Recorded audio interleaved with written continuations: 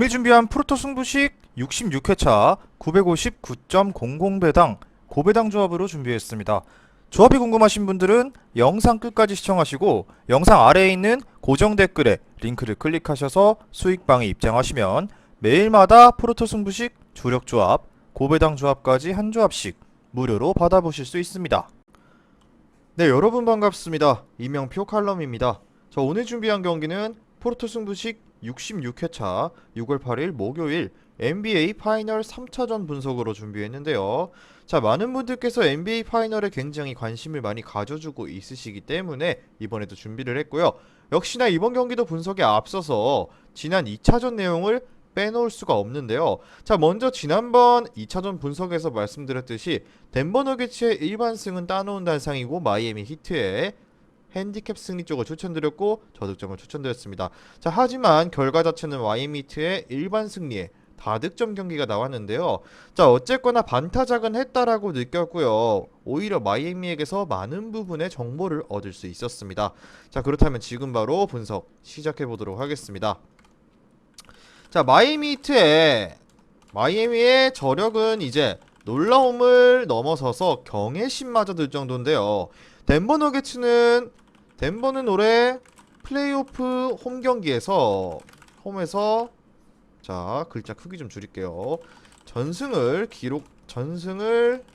기록하고 있었다. 하지만 히트가 이를 저지했다라고 볼 수 있는데요. 자, 파이널 2차전에서 마이애미가 111대 108로 승리했습니다. 자, 적지에서 1승 1패를 거두는데 성공한 히트는 이제 홈코트 어드밴티지를 빼앗고요. 덕분에 팀의 사기도 하늘을 찌르고 있을 것이라 느껴졌는데요. 자, 파이널에 오르기까지 덴버보다 5경기를 더 치러야 했고 이로 인해 체력이 바닥난 마이애미고 부상자들도 굉장히 쌓여있는 상황입니다. 자, 그럼에도 불구하고 자꾸 이기는 마이애미인데 대체 이 좀비 같은 팀을 어떻게 설명해야 할지 저조차도 어렵다라고 느꼈고요. 자, 불가항력이라 느껴졌고 이제 시리즈는 원점이 됐고 덴버는 심리적으로 쫓기게 된 상황이 되고 말았습니다. 자, 지난번 분석에서 지적했던 내용들이 전부 다 2차전에 나왔다고 해도 과언이 아닌데요. 이게 무슨 말이냐? 자, 1차전 당시 히트는 케빈 러브를 1초도 기용하지 않았고요. 에런 고든의 볼리볼에 당했죠. 자, 그리고 2차전에서는 케빈 러브를 선발로 기용하면서 고든을 억제했습니다. 자, 러브는 22분 동안 3점 2개, 리바운드 10개를 기록하면서 굉장히 활약을 했습니다. 자, 특히 이날 21.3%의 리바운드 점유율을 기록했는데요. 이는 단연 양팀을 통틀어서 압도적인 1위였습니다. 또 에릭 스포엘스트라 감독은 4쿼터 초반 케빈 러브 대신 던컨 로빈슨을 투입한 뒤 원빅 라인업을 돌렸고요. 이때 로빈슨이 연달아서 10점을 몰아치면서 경기를 뒤집었습니다. 자, 2차전 에릭 스포엘스트라 감독의 용병술이 대성공을 거뒀다라는 것을 지금까지 설명드린 건데요. 자, 1차전 당시 요키치는 전반에만 10개의 어시스트를 배달하며 히트의 수비를 박살내버린 1차전이었다. 자, 그런데 2차전 히트는 요키치에게 계속해서 페인트존 분리볼 득점을 내주면서도 절대로 더블팀을 붙이지는 않았다. 이것이 핵심인데요.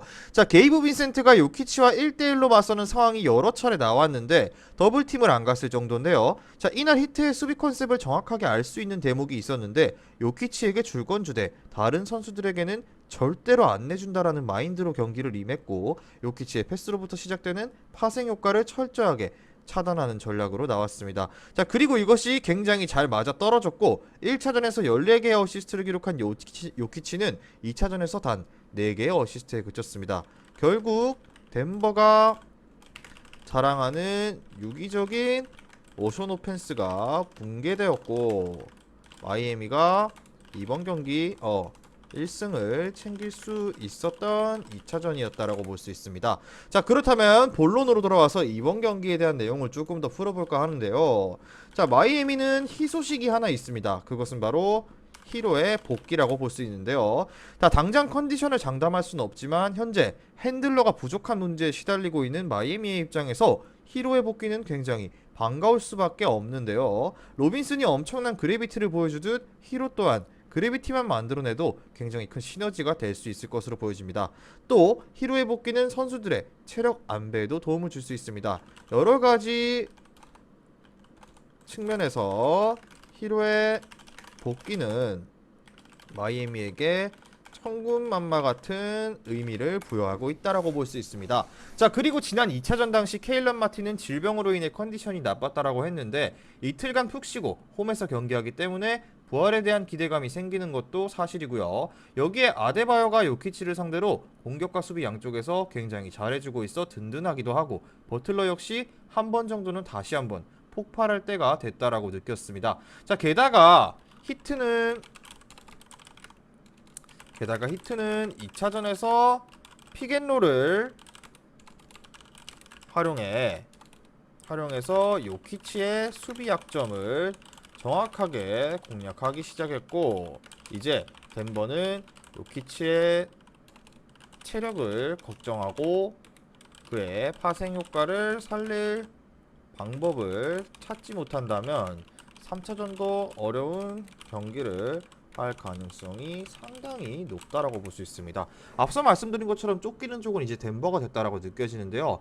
자, 히트가 홈팬들의 열광적인 성원을 등에 업고 충분히 1승을 추가할 수 있을 것으로 보여지는 경기고요. 그렇기 때문에 히트 쪽의 역배당 충분히 가능성이 있다라고 말씀드리고 싶습니다. 자, 그렇다면 언더오버인데요.